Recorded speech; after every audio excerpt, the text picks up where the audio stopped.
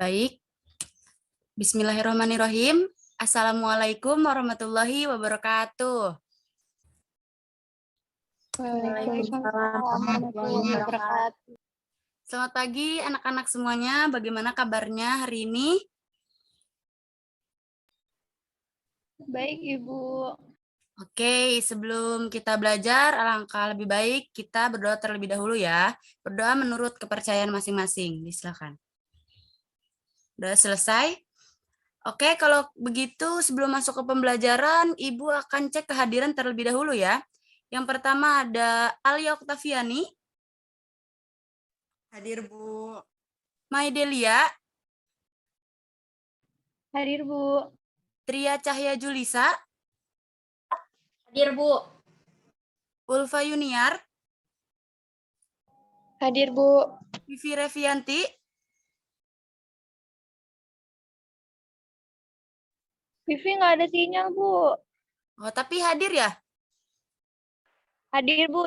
Dia lagi coba masuk ke Google Meet-nya lagi. Oke. Alhamdulillah hari ini ternyata semuanya hadir. Tentunya kita harus bersyukur atas limpahan nikmat kesehatan karena pada hari ini kita bisa diberikan semangat juga untuk melakukan pembelajaran. Oke, nah sebelum Ibu masuk ke materi pembelajaran hari ini, sebelumnya Ibu mau tanya, ada yang masih ingat materi tentang minggu kemarin? Kita membahas tentang apa?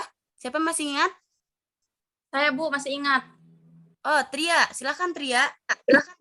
Jadi, Bu, minggu kemarin itu kita kan membahas materi tentang ancaman bagi integritas nasional. Nah, bahwa ancaman bagi integritas nasional itu dapat berasal dari luar maupun dari dalam negeri. Ada dua macam, ancaman militer dan ancaman non-militer. Kalau ancaman militer itu ada agresi militer 1 dan agresi militer 2. Sedangkan ancaman non-militernya itu dapat berupa ancaman ideologi, politik, ekonomi, sosial budaya, teknologi, informasi, dan keselamatan umum. Cukup, Bu, dari saya. Terima kasih. Oke, terima kasih Tria Cahya. Benar sekali apa yang dikatakan oleh Tria Cahya itu. Kita kemarin telah mempelajari tentang ancaman bagi integrasi nasional bangsa.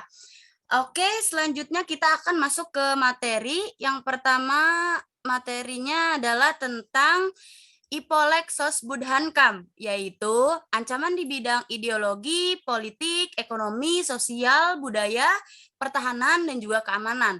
Yang mana ancaman di bidang Ipolek Sosbudhankam ini termasuk ke dalam ancaman apa, anak-anak? Non-militer ya, Bu? Militer, Bu. Ya, benar sekali ya. Non-militer, Bu. Ya, benar. Ini masuk ke dalam ancaman di bidang non-militer. Oke, kita masuk ke slide selanjutnya tentang ancaman di bidang ideologi. Ancaman di bidang ideologi ini erat kaitannya dengan pandangan hidup atau falsafah bangsa Indonesia sendiri, di mana ancaman adalah setiap usaha dan kegiatan baik dari dalam negeri maupun luar negeri yang dapat membahayakan kedaulatan atau wilayah kesatuan Republik Indonesia. Yang mana saat ini kehidupan masyarakat Indonesia sendiri cenderung mengarah pada kehidupan yang liberal, yang menekankan kepada aspek kebebasan individu. Nah, globalisasi ini ternyata mampu meyakinkan masyarakat Indonesia sendiri bahwa liberalisme dan juga kebebasan itu adalah dapat membawa manusia ke arah lebih kemajuan, lebih maju dan juga lebih makmur. Sedangkan tidak jarang dari hal ini dapat mempengaruhi pikiran masyarakat Indonesia untuk tertarik kepada ideologi kebebasan atau ideologi liberalisme tersebut. Nah, pada umumnya pengaruh dari yang diambil dari arus globalisasi ini justru yang bernilai negatif, yang mana nilainya itu seperti gaya hidup kebarat-baratan, gaya hidup konsumtif, dan juga mengarah kepada kebebasan. Selanjutnya yaitu ada ancaman di bidang politik. Nah, ancaman di bidang politik ini terdapat dari dua sumber. Yang pertama itu ancaman dari dalam negeri, dan yang kedua yaitu ancaman dari luar negeri Indonesia itu sendiri. Yang mana ancaman di dalam negeri itu yang pertama ada yang dapatkan dari penggunaan kekuatan berupa pengerahan massa atau penggerakan orang-orang secara besar untuk menumbangkan suatu pemerintahan yang sedang berkuasa di negara Indonesia, dan juga atau menggalang suatu kekuatan politik untuk melemahkan pemerintahan. Sedangkan ancaman dari luarnya itu dapat berupa ancaman di bidang politik dilakukan oleh suatu negara dengan melakukan tekanan politik terhadap negara Indonesia. Selanjutnya yaitu ancaman di bidang ekonomi. Nah, ancaman di bidang ekonomi ini di mana seperti yang kita ketahui bahwa pada hari ini ekonomi dalam suatu negara itu tidak bisa berdiri sendiri.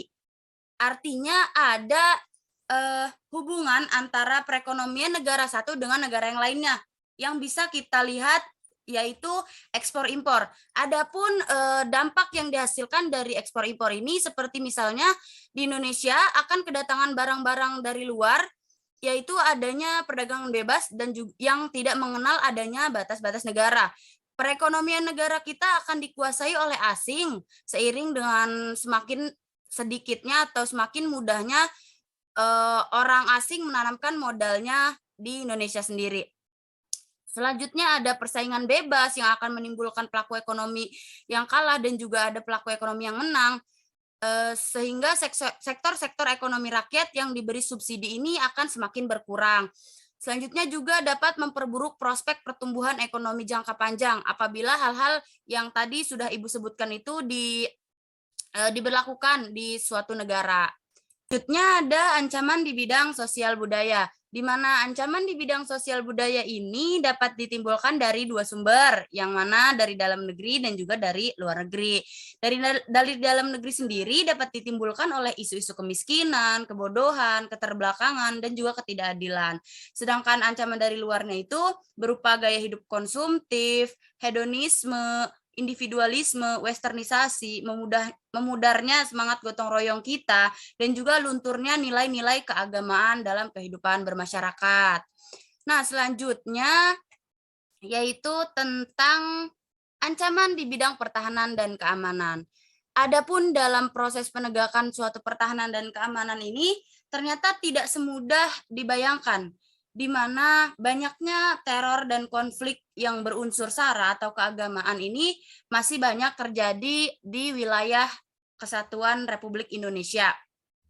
Yang mana hal ini memiliki tujuan yang sama, yaitu tidak ingin bangsa Indonesia sendiri hidup damai dan juga tentram.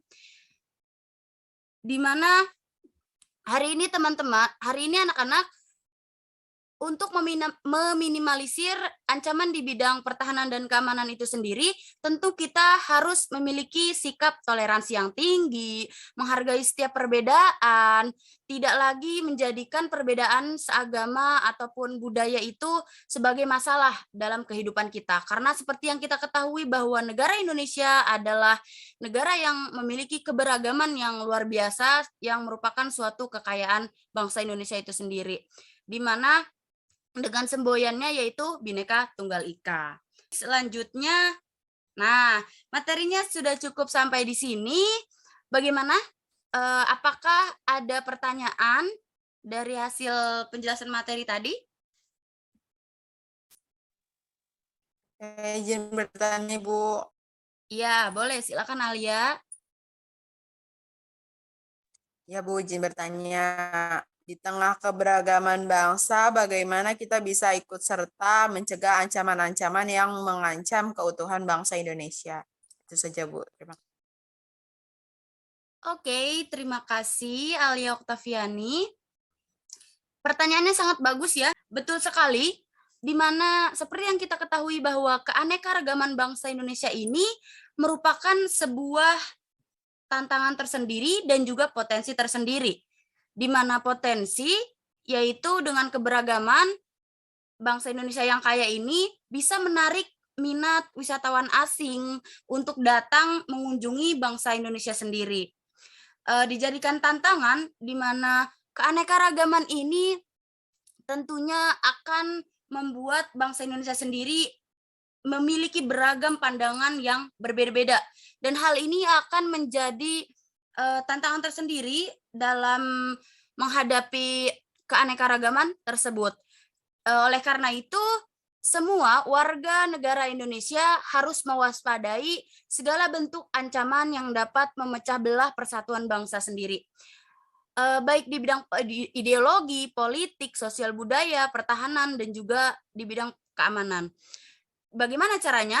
Yaitu dengan cara kita harus mampu memilih dan memilah kebudayaan asing yang mana yang cocok untuk masuk ke dalam negara kita, yang mana negara kita ini memiliki adat istiadat ketimuran dan juga mengedepankan etika dan moral. Selanjutnya kita dapat tidak boleh mudah terpropaganda atas isu-isu perbedaan, baik perbedaan sara ataupun budaya, karena itu merupakan suatu keberagaman bangsa Indonesia sendiri. Selanjutnya, kita juga harus senantiasa memiliki sikap toleransi yang tinggi dan juga menghargai.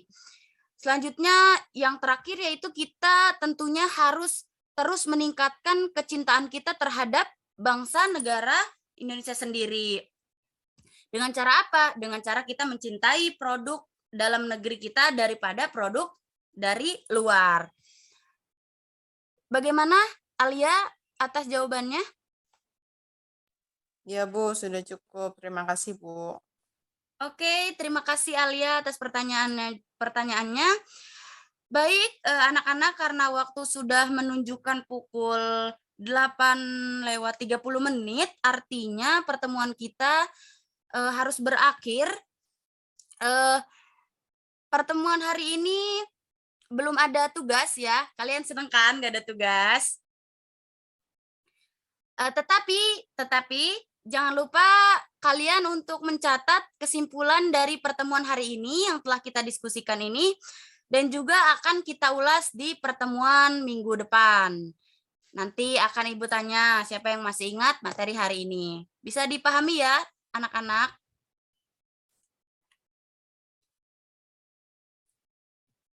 Bagaimana, bisa dipahami? Bisa, Bu. Bu. Ya. Oke, baik. Kalau begitu, Ibu akhiri saja pertemuan kelas hari ini. Terima kasih atas partisipasinya. Terima kasih yang sudah menjawab dan juga bertanya. Sampai jumpa di minggu depan. Ibu akhiri. Wassalamualaikum warahmatullahi wabarakatuh. Terima kasih anak-anak.